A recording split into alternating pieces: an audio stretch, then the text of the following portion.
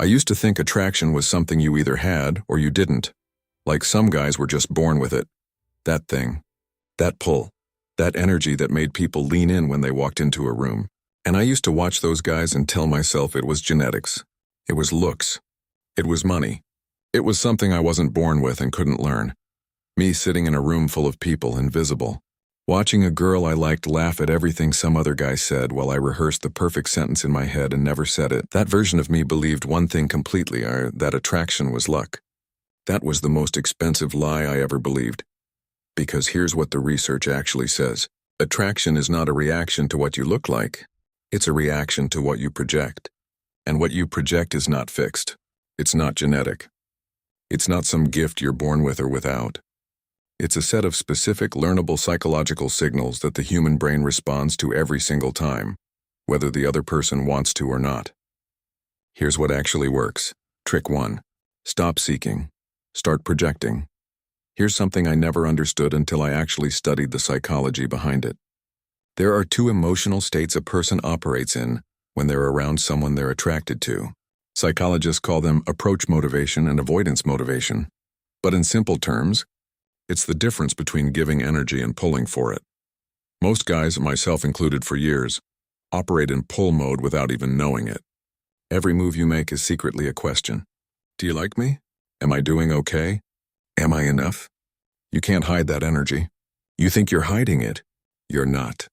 Women feel it before you finish your first sentence. And the moment they feel it, something in them switches off. Me shifting from needing her approval to just being present in my own energy. Not performing, not seeking, just existing without agenda, changed how every single interaction felt. Not just to me, to her.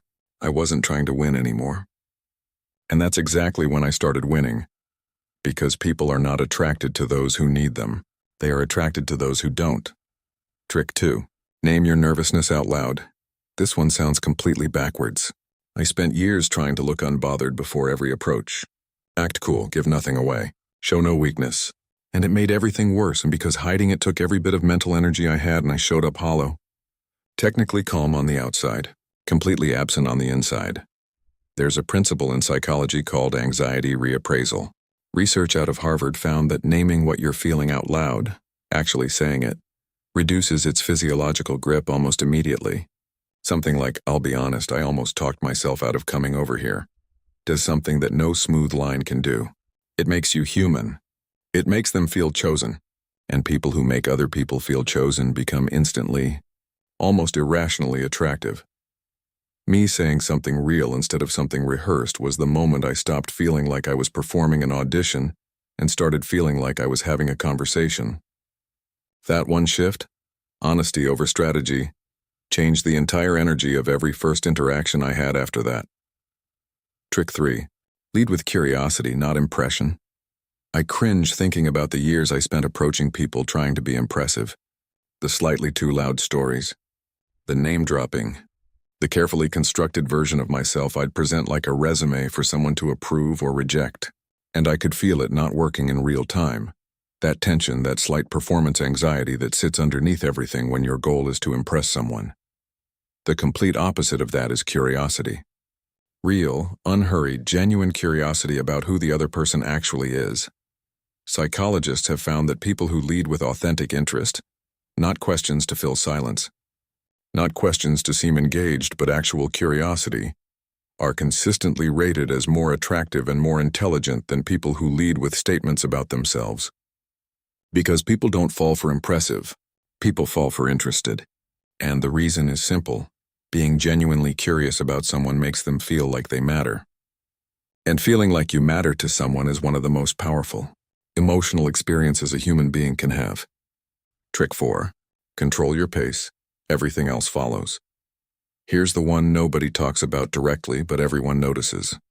The pace at which you move, speak, and react tells a complete psychological story before a single meaningful word leaves your mouth. And most guys are telling the wrong story at double speed. When you're anxious and when you're in that seeking energy, you speed up.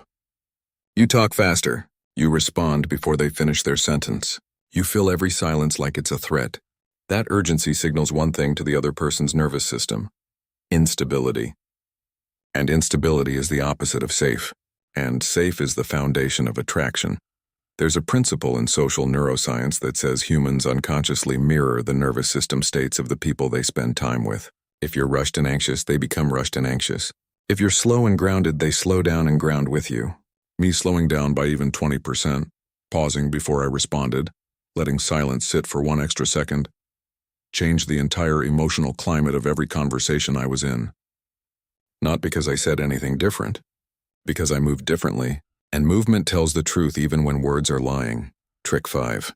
The already chosen myself energy, and why it's the final unlock. This is the one. This is what all the other tricks are pointing toward. And I needed someone to say this to me clearly years ago, so I'm going to say it to you now. Every psychological principle behind attraction, the projection, the curiosity, the pacing, the honesty, none of it works if it's a performance. None of it. Because authenticity is not something you can fake long enough to matter. You can fake it for 5 minutes, maybe 10, and then you get tired and it slips and everything you built collapses. The real shift, the one that makes all of this permanent, instead of temporary, is deciding that you are already enough before you walk into any room.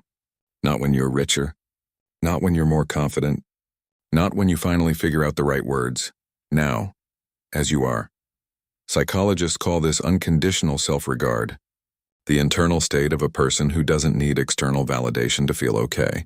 And here's why it's the ultimate attraction trigger. When someone encounters a person who genuinely doesn't need their approval, their brain registers something rare, something unfamiliar, something worth paying attention to. Me arriving at this didn't happen overnight, but the moment I stopped needing her to choose me, the moment my energy said I've already chosen myself, everything changed. Not because I said something different, not because I looked different, because I felt different. And she felt that. Here's the final truth I needed someone to tell me years ago. The scary part is not the conversation. The scary part is the version of you that walks away without saying anything and replays it for days. That version hurts. The conversation itself is just two people in a room. The worst realistic outcome is a polite exchange that goes nowhere.